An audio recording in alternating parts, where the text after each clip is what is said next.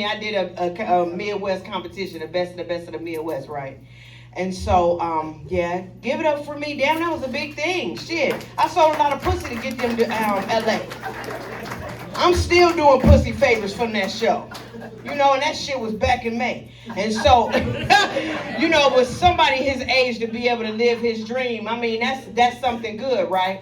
So I want y'all to give it up for my 3 double-breasted friend. Cause he clean in the motherfucker. Little daddy. Come on, little daddy, with your fine little ass.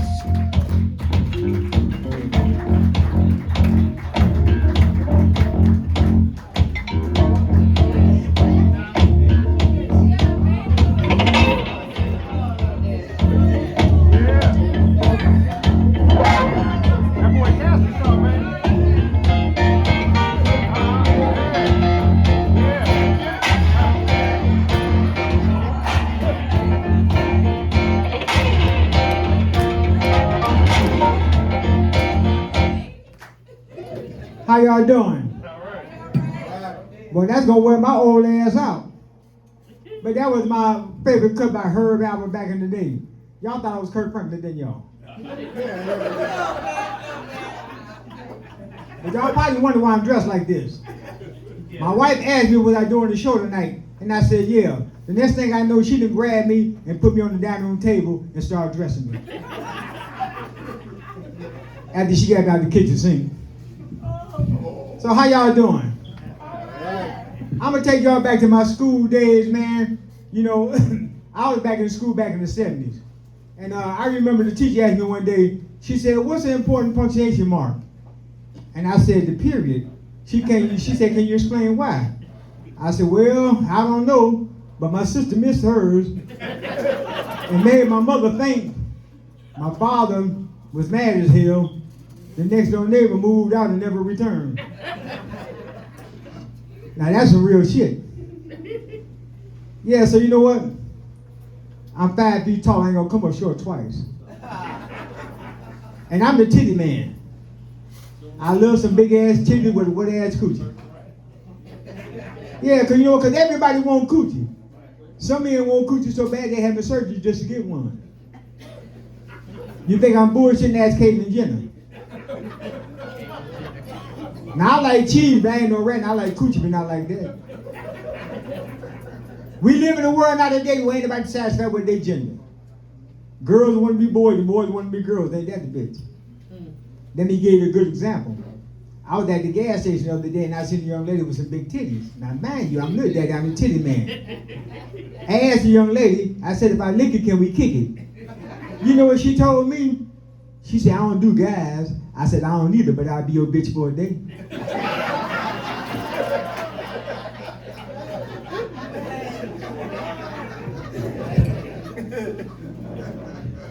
Shit, I eat coochie too.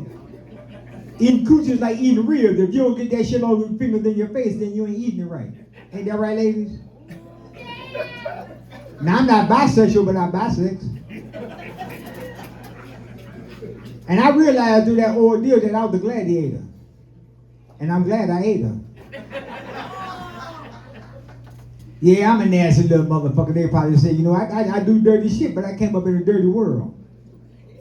You know what, ladies, I'm 70 years old. Don't I got that sex appeal? Yes. That's how I do sex with appeal.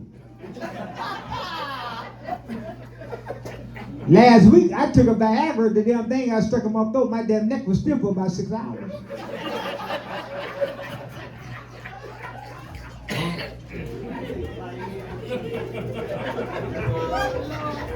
So my wife decided that we should do 69. Now, mind you, I'm 70 years old. I ain't never did no shit like this before. But my wife said she was going to show me. So my wife said, she said, well, honey, I want you to lay down on the floor. So I laid down on the floor, right? And my wife comes over, and she positions herself, and she squats down in my face. But she farts. But she apologized. I go to get up. My wife said, no, honey, I'm sorry. Let's do it again. So I lay back down. My wife comes over. She squats down again. She farts again. I jump up and say, the hell with this shit. I'm not doing this 67 more times.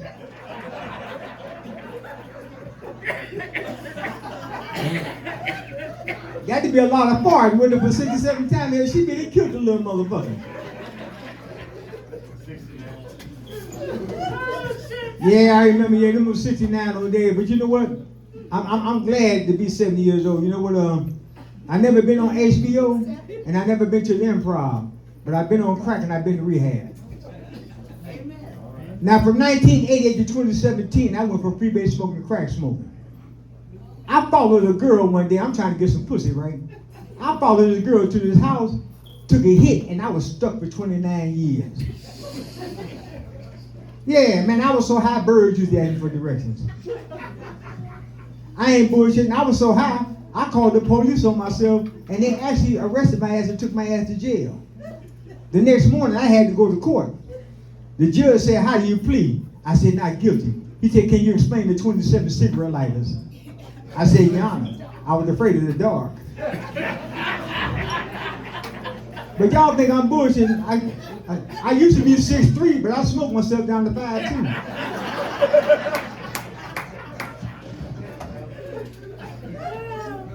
I was the type of motherfucker, if I came over your house, you ain't need no vacuum cleaner. Anything I seen wet in the carpet, I pick that shit up.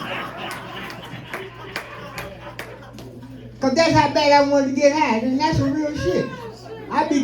You ain't need no Eureka vacuum cleaner. They said, look, daddy, come over here, leave that shit down there here, dude. Yeah, but that's some crazy shit, but you know what? But I've been sober 7 years, y'all. Yeah. This is my sobriety coin. And I remember I had to go through this program. They said if you want to stay sober, you got to change your people, places, and things. And the first thing you want to do is give your drug dealer's phone number. Man, I ain't talked to my daughter since. But I turned that into a joke. You know why? Me and my daughter still ain't talking to this day. But she'll call me when she wants something. You know what I'm saying? My daughter called me not too long ago. She didn't say how you was doing, kiss my ass and nothing. She dived straight into her problem.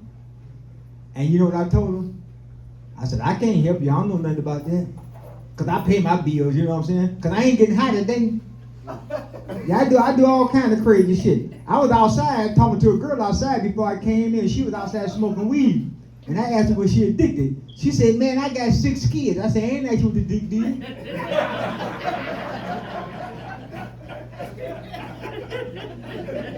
But evidently she was addicted to the dick. She got 6 kids, right? So I'm going to tell y'all right now, I don't wear condoms no more. Yeah, because Black Lives Matter. Last time I wore a condom, I took it off. You can hear voices saying I can't breathe.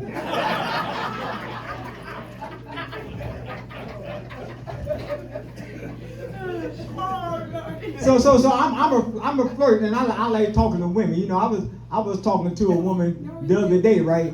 And she fine as a motherfucker, and I'm complimenting on how she looked, and I asked her, did she have a man? You know, she told me, she said, well, I can't find no man. I said, bitch, a man can find a man. So what the fuck going on with this here? See, just like you got women saying that they can't find a woman, shit, women is finding women. You know what I'm saying? Maybe you want to get an addictomy. Y'all know what addictomy is? Add a dick to me to make it bigger than the one I got. Maybe I might be able to do something with it. Because you know, that remind me of this job I once had, you know, this dude that looked like a lady pulled up on me. And she said, I see you working hard. I said, yeah, I took a Viagra. She said, for real? I said, no, I'm just bullshitting. I said, you ever use one? She said, I don't use that shit. I said, well, what you do to get your shit hard? She said, I got the strap. I said, a gun? She said, no, you know a strap on. I don't know nothing about that type of shit. You know what I'm saying? But that's why the world is so fucked up nowadays. Like I say, you know, niggas want to be bitches and bitches want to be niggas. That's some crazy ass shit. That shit be worrying. This shit actually make me scared. You know what? I be scared to flirt because you never know what you gonna get. You know what I'm saying? It's like a box of Cracker Jacks. You know what I'm saying? You reach your hand in there, goddamn, and pull out a penis. Yeah, but life is strange, you know. So I like doing these little jokes, man. You know what? This is what I do to stay sober today. You know what I'm saying? Because I'm still fucked up mentally. Because all the shit that I did, you know what? Being sober 7 years is a lot from 29 years of smoking crack. Yeah.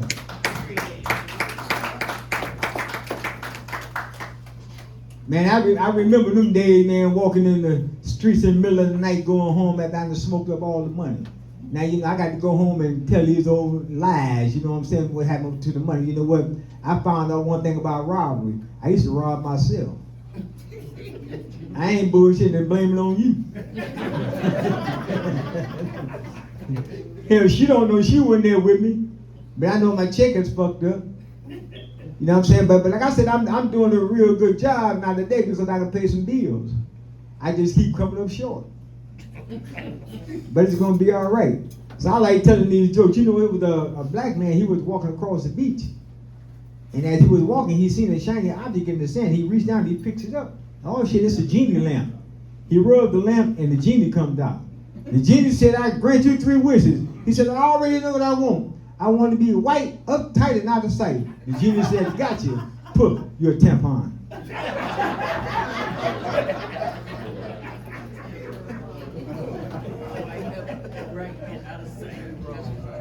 So y'all having a good time tonight?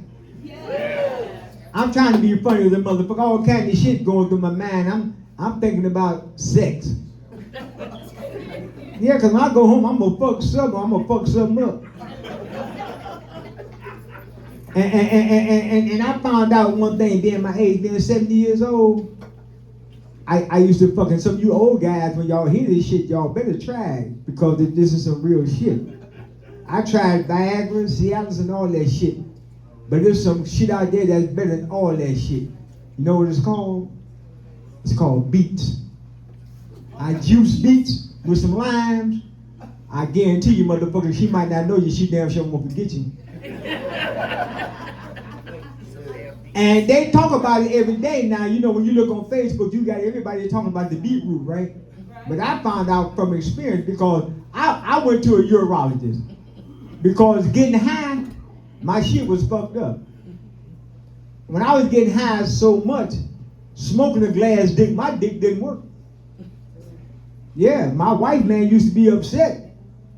You know what I'm saying? As soon as I stick it in, I bust, and goddamn, you know, she'd be mad she'd hit the bed. You know what I'm saying? But I had to explain myself. But I went to see a urologist.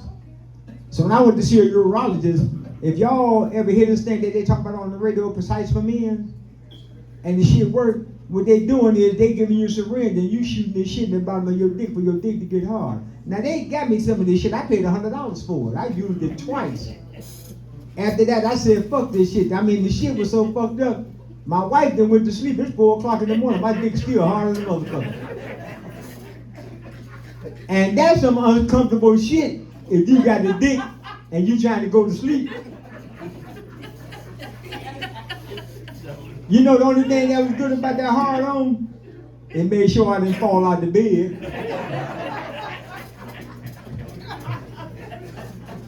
Because everywhere I turned, I was propped up. I never did. I tell y'all how I became a comedian. I had this job working at a pickle factory. Yeah, and I had this fantasy of sticking my thing in the pickle slicer. That's how horny I was. Every day I walked by, I look in, I had that fantasy of sticking my thing in the pickle slicer. I even called home and told my wife about it. She said, why would you want to do something like that? What if something happened to her? What am I going to do? I said, honey, it's just a fantasy. So y'all, on my AD, I did it. Yeah, I stuck my thing in the pickle slicer. Yeah, and I went home and I told my wife, I said, honey, I did it. She said, did what? I said, I stuck my thing in the pickle slicer. She said, what happened? I said, I got fired. She said, no, the pickle slicer. I said, shit, that bitch got fired too.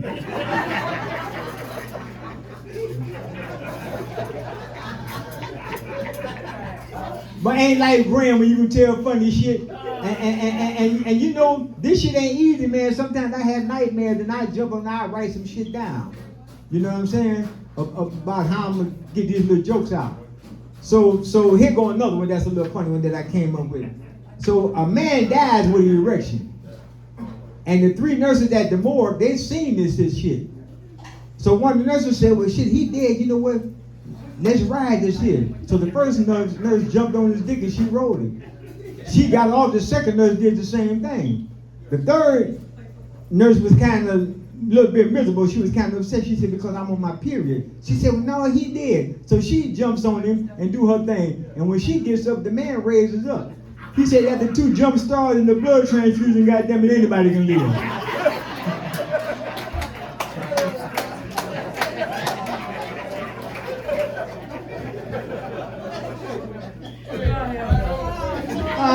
Y'all like that shit.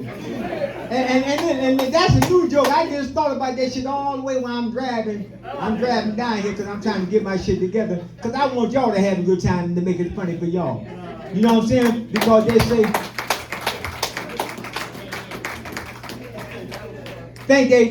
thank y'all. They say laughter is good for the heart. You know what I'm saying? So anytime y'all think y'all going through some fucked up shit, there's somebody more fucked up than you. And this is how I found out one day when I remember one day a lady asked me, she said, how you doing? I said, I'm hanging in there. She said, no, you ain't. She said, look at the people in the nursing home, them the one that's hanging in there. I said, that make a lot of sense. So I try to get sense shit and bring that shit to the stage so everybody can know. But I got to get up off this stage, make room for somebody else. But anyway, I'm going to tell y'all right now, if you ain't got no white friends, it's good to have white friends. And I'm going to tell you why. Because I got a white friend, and I'm always talking about religion to him, right? So he told me to come to his church one day.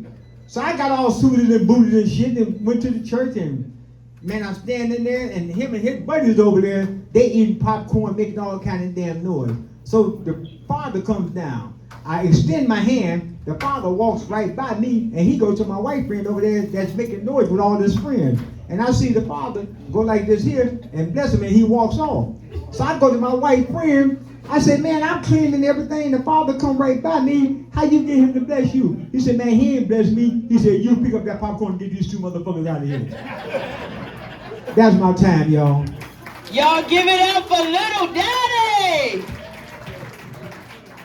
Boy, he remind me like a Pastor Johnson. He said, wait a minute, I'm about to wrap it up, but I got one more for you. Give me a hug, you little daddy. He was just trying to grab my ass. Come on. That little freaky ass. I keep telling him and his wife they ain't got enough money for me. They keep trying to take me home. I love you too. You did good, little daddy. You funny as hell. He said, ain't nobody putting his ass in the nursing home. His ass ain't going. Y'all having a good time tonight? All right, I want to make sure that y'all know that Jazz on Broadway is selling chicken wings. How many of y'all like chicken wings? You like chicken wings? You like chicken wings? They smell good, don't they? So it's 6 chicken wings. Look at her. She got chicken juice on her face. Oh, they good. They good. They got 6 wings and fries for $12, okay? I didn't get paid tonight, so I'll take a chicken wing dinner too. Anybody want to bless me? You know, stamps got cut off. But seriously, we're about to go ahead and I want to